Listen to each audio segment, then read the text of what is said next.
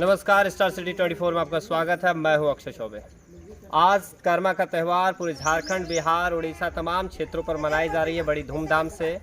और आज कर्मा का उपवास है और तमाम कुछ व्रतियाँ जो कर्मा करती है वो उपवास की हुई है आज। और आज सीधे हम जानना चाहेंगे कि आखिर कर्मा का त्यौहार क्यों मनाया जाता है, कर्मा का त्यौहार किसके लिए किया जाता है, कैसे इसको किया जाता है, क्या क्या विधि विधान होता है, तमाम कुछ आज हम जानकारियाँ लेंगे। हम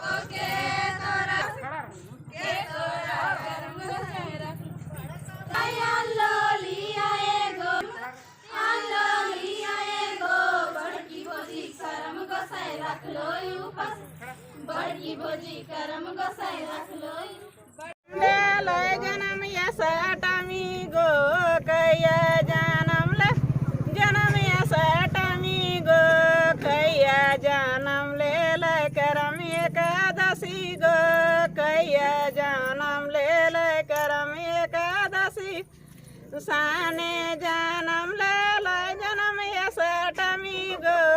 हमारे साथ जुड़ चुके हैं जयराम जी। आज उनसे हम सीधा जानना चाहेंगे कि कर्मा का त्यौहार कैसे मनाया जाता है।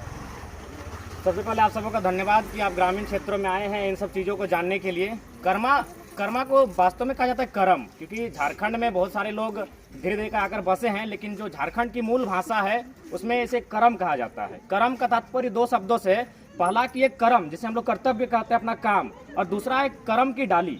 क्योंकि झारखंड का जो भी पर्व होता है वो मुख्यतः तभी झारखंड का पर्व माना जाएगा जब उसमें कुछ प्राकृतिक चिन्ह होगा, चाहे खेत का बाली हो, चाहे कोई पत्ता हो, चाहे कोई फूल हो, यानी प्राकृतिक कोई चीज़ उस पर्व में होगा। जैसे जितिया में कतारी की डाली होती है, सोहराय में धान की बाली होती है, मनसा में बारी यानी पानी होता है। ठीक उसी प्रकार करम को करम की डाली के साथ जोड़ेंगे तभी ये झारखंड का पर्व गिना जाएगा, क्योंकि झारखंड का मतलब ये एक प्राकृतिक चिन्ह होना चाहिए।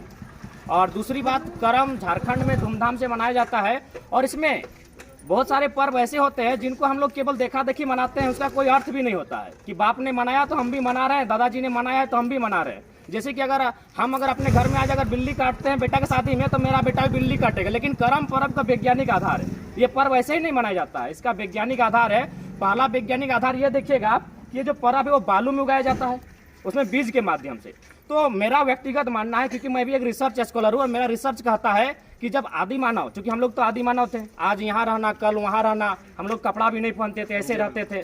तो आदि मानव जब रहता था तो नदी के किनारे रहता था, गुफा बना के नदी के किनारे रहता था, आज यहाँ रहा कल वहाँ रहा। तो उसके जीवन में जो पौधा उगा होगा, पहला पौधा, ऐसे तो हमारे जीवन में मान टाउन में बहुत सारे पेड़ हैं, लेकिन मेरे नज़र के सामने जो पौधा उगा वो हम देखें, वो आदि मानव के जीवन में जो पहला पौधा उगा होगा वो बालू में उगा होगा। क्योंकि बालू में जो पौधा उगता है वो समय नहीं लेता है। अगर आप मिट्टी में पौधा उगाते हैं तो वो 1.5 महीना 2 महीना समय लेता है, लेकिन बालू में जो पौधा उगता है वो जल्दी उगता है। इसीलिए आदि मानव जब किसी स्थान में रहा होगा 2 दिन 4 दिन, तो अचानक उसने देखा कि भाई ये नया पौधा क्या है, तो उसने कहा कि चलो 2 दिन और इंतजार करते हैं, देखते हैं भला ये क्या करता है। तो पौधा धीरे धीरे बढ़ा और एक नया सुंदर सा पेड़ का रूप धारण करने लगा। तो उसको लगा कि नहीं, इससे कुछ हो सकता है, और वो फिर 2-4 नए बीज लेकर आया, उस बालू में छींटने का काम किया होगा। और जब नए पौधे उग आए होंगे तब उसने कहा चलो आज यहीं अब तंबू गाड़ते हैं, अब भटकने की जरूरत नहीं है, यही पौधे एक दिन हमें खाना देंगे। और इसी प्रकार कृषि की शुरुआत हुई होगी।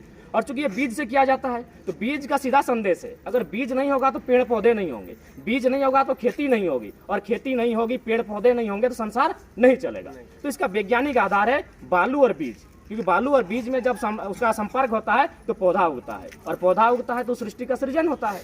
और एक मुख्य कारण है, भारत देश चाहे ग्रामीण क्षेत्र हो या शहरी क्षेत्र हो, वो पितृ प्रधान देश है, यानी महिलाओं को कम आंका जाता है, पुरुष लोग हमेशा अगुवाई करते हैं। लेकिन इस पर्व में महिलाएं यानी बेटी जो बालिका बहन होती है, बहन लोग अगुवाई करती हैं। इसका भी कारण एक है, हमारे जो पुरखे थे उस समय तो कैलेंडर नहीं था वे लोग, लेकिन उसके बाद भी कैलेंडर, हमारे जो पुरखे थे वो बिना कैलेंडर के, बिना घड़ी के, बिना तारीख के विद्वान की बात करते थे। जैसे देखिए वो कहावत कहा गया है कि आमे बान तेतरी टान, यानी जिस साल आम ज्यादा फलेगा बारिश होगी। देखिए इस साल आम फरा तो अभी बराबर बारिश देते हैं, हरा भरा खेत है। और तेतरी टान यानी जिस साल तेतर फरेगा पानी कम होगा। तो उसी प्रकार हमारे जो पूर्वज थे, हमारे पुरखे थे, वे पढ़े लिखे नहीं थे, क ख ABCD नहीं पढ़े थे, लेकिन उनकी सोच वैज्ञानिक थी। तो इसमें देखिएगा कभी भी जो मौसम का चुनाव होता है, अच्छा कर्मा को हम लोग जनवरी में काहे नहीं मनाते हैं, कर्मा को हम लोग फरवरी में काहे नहीं मनाते हैं, इसी समय क्यों मनाते हैं, इसका भी एक वैज्ञानिक कारण है। अब देखिएगा इस मौसम में जो खेत होता है, खेत में जो हम लोग का प्रमुख फसल होता है धान, वो इसी टाइम पल्लवित होता है, यानी बीज जो होता है यानी गर्भ धारण करता है। साफ भाषा में कहेंगे कि धान का जो पौधा होता है इसी महीने में गर्भ धारण करता है। अगर खेतों में लहार भी है, जो दाल हम कहते हैं, तो इसी महीने में वो गर्भ धारण करता है। यानी प्रकृति बहनों के माध्यम से, बालिकाओं के माध्यम से यह संदेश दे रही है कि अगर प्रकृति सृष्टि को बना के रखना है उसमें महिलाओं की जिम्मेवारी होगी। क्यों? क्योंकि जिस प्रकार खेत में धान आज ग्रहण कर रहा है, अपना गर्भ धारण कर रहा है, उसी प्रकार ये बालिकाएं बड़ी होकर एक दिन गर्भ धारण करेंगी। और ये गर्भ धारण की है, महिलाओं ने गर्भ धारण किया है, तभी आप हैं, हम हैं और यहाँ जितने लोग हैं ये कब आए? जब एक स्त्री ने गर्भ धारण किया। तो ठीक उसी प्रकार इसी मौसम में खेतों में जो फसल हमारे होते हैं, विशेषकर झारखंड और भारत का प्रमुख फसल धान है, वो गर्भ धारण करता है। उसी महीने में ये पर्व मनाया जाता है और प्रकृति इन बालिकाओं के माध्यम से संसार को ये संदेश दे रही है कि ये बालिकाएं हैं, इनमें विशिष्ट लक्षण होता है। क्या लक्षण है? सृजन क्षमता। और सृजन क्षमता तभी होगा और वो सृजन क्षमता में एक बीज के माध्यम से, बीज भी सृजन का काम करता है और बालिकाएं भी एक दिन प्रकृति में आगे चलकर सृजन का काम करेंगे। ये उसका मुख्य आधार है।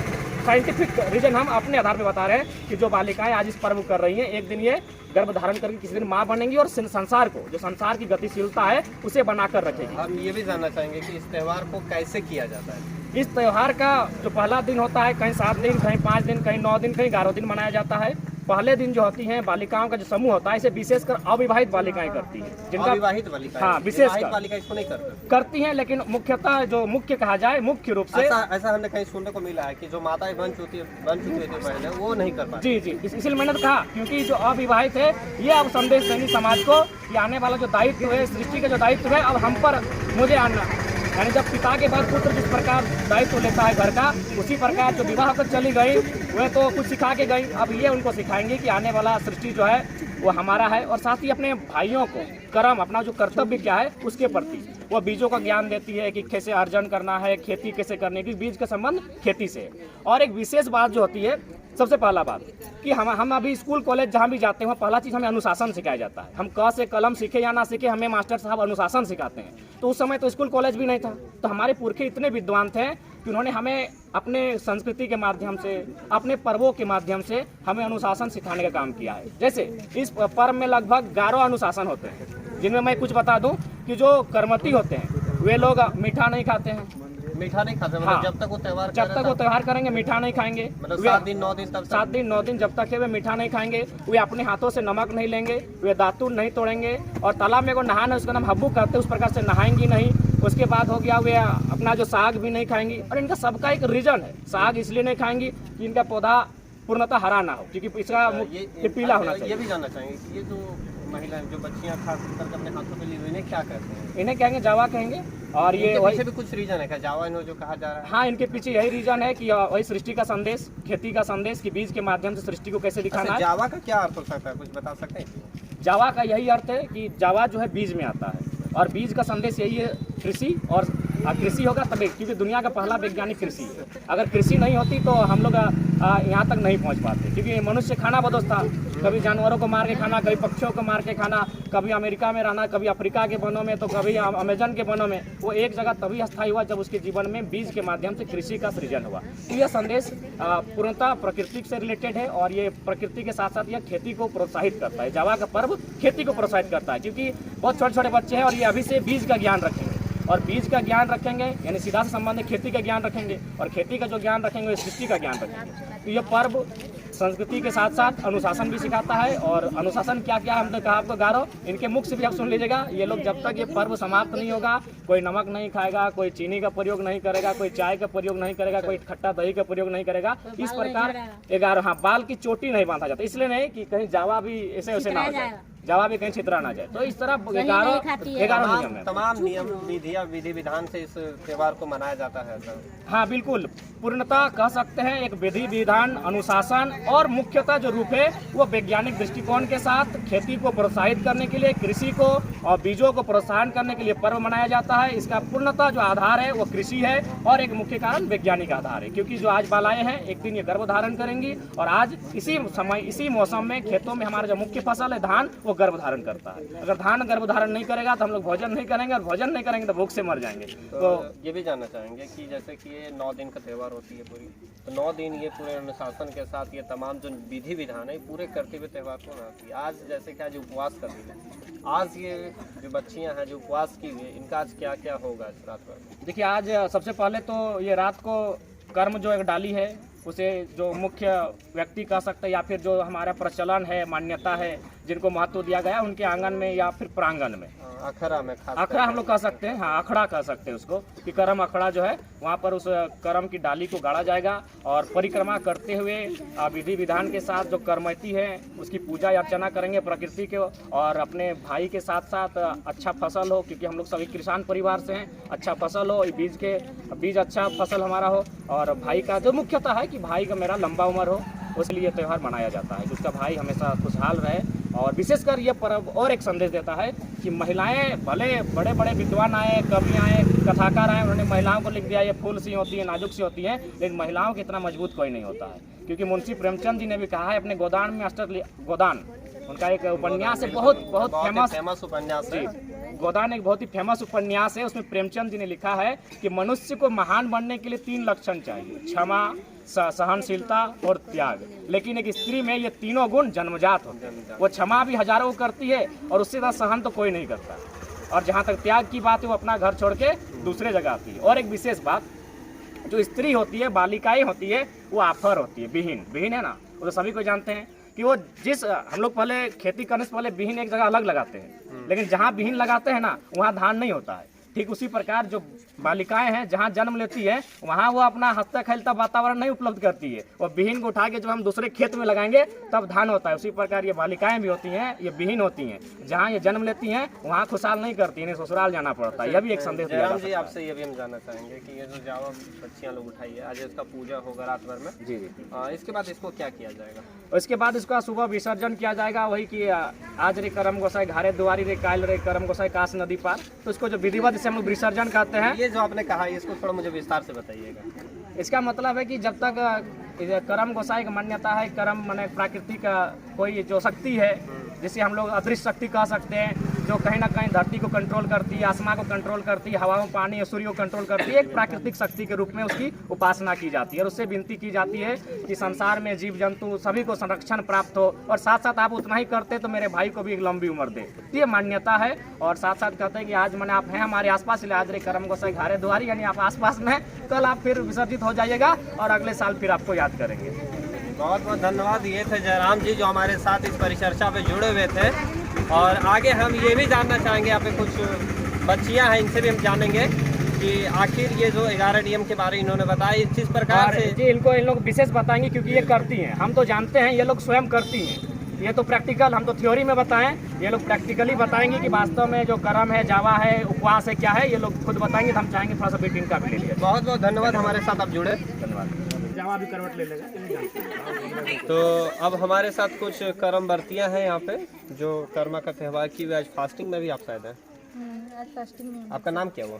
आज सोनी कुमार। ऐसा सुनने को आया है अभी, जैसे कि हमारी परिचर्चा चल रही थी इस पर कर्मा के लेकर, ठीक है, तो इसमें 11 कुछ नियम ऐसा है, क्या क्या नियम है बता सकते हैं? इसमें पहला तो है गरम नहीं खा सकते कुछ भी चीज़ें। गरम क्यों नहीं खा सकते? गरम इसलिए नहीं खा सकते क्योंकि जावा जो होता है वो थोड़ा प्राकृतिक होता है, उसको हर तुरंत गरम नहीं दे सकते कुछ भी चीज़ के लिए, उसको हवा पानी सब चीज़ की ज़रूरत होती है, ज़्यादा गर्म देंगे तो उसमें वो रहेगा नहीं, इसीलिए ज़रूरत। और क्या नियम है? और इसमें अच्छा, दूध नहीं खा सकते हैं, दूध भी नहीं खा सकते, दूध नहीं खा सकते हैं, और बाल भी नहीं झाड़ सकते हैं, जितना दिन तक जावा उठाते हैं उतना दिन तक दूध भी नहीं खा सकते हैं और बाल भी नहीं झाड़ सकते हैं। जो एक और नमक ऐसा बताया जाता है कि नमक भी आप हाथ से नहीं उठा सकते हैं, ऐसा कुछ भी है? हाँ, नमक भी हाथ से नहीं उठा सकते क्योंकि वो जावा अगर उसमें नमक अगर पड़े तो गल जाएगा जावा, इसीलिए। तो काफ़ी नियम इस पे है इस त्यौहार को करने को लेकर। बहुत सारे नियम हैं। आपका नाम क्या हुआ? कविता कुमारी। क्या क्या नियम कानून है इसमें है? इसमें जैसे कि गर्म नहीं खाना चाहिए, नमक नहीं खाना चाहिए, मतलब कम मात्रा में, और मीठा का उपयोग कम करना चाहिए, एकदम का नहीं, और दूध जैसे दूध दही ये सब बिल्कुल नहीं, क्योंकि जो हम जावा उठाए हैं उसमें अगर हम दूध खाएंगे तो जैसे फुफंदी उठता है ना, उसी तरह हो जाता है, इसलिए हम दूध का उपयोग नहीं करते हैं। आपका नाम? कविता कुमारी। बहुत बहुत धन्यवाद।